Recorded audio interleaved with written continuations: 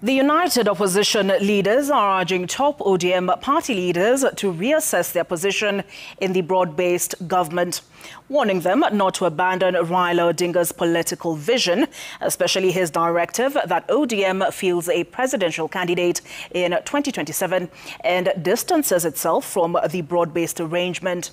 They spoke during the funeral of Beryl Odinga, the sister of the late Raila Odinga, in Bondo. With more is Melita Oletenges. Kalonzo Musyoka now finds himself at a crossroads following the death of his longtime political ally Raila Odinga, an alliance that spanned nearly 2 decades. He basks in the goodwill of Nyanza residents on one hand, and on the other is rooted in the united opposition, Kalonzo seemingly seeking an endorsement from ODM. Never betray what our brother Raila stood for. And therefore that is my mission to you, Ndugu. As you do your broad-based arrangements, we have no problem. Raila left you at that. But also Raila said, up to 2027, fine. Up to that time. Ujue ya kwamba kule uko na marafiki wapya. Waswahili wanasema usiache mbachao kwa msala upitao.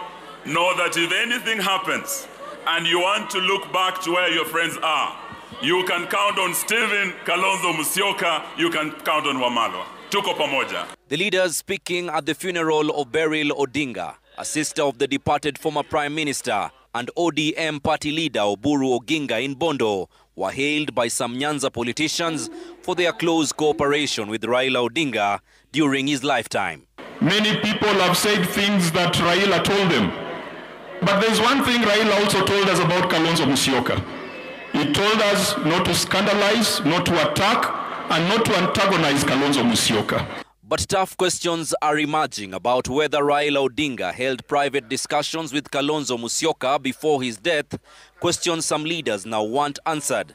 Your Excellency, I hope today you will also tell us what you had planned with Raila, because inaonekana kuna kitu mlikuwa mmepanga. Sisi hatuna ubaya na wewe mheshimiwa, and perhaps we only fear some of the friends that you keep.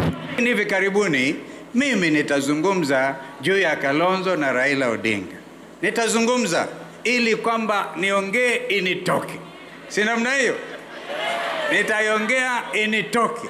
The leaders also urged ODM to continue championing justice for victims of protests, one of Raila Odinga's long-standing causes, which was on the 10-point agenda between ODM and UDA. Yangu Raila akilala anajua kwamba amewacha ndugu zake ambao hatakubali Kenya iingie katika siasa za shutuma na uharibifu na kutokuwa na hali ya demokrasia. Beryl Odinga was remembered by family and friends as a caring person devoted to family and career. Melita Oletenges, Citizen TV.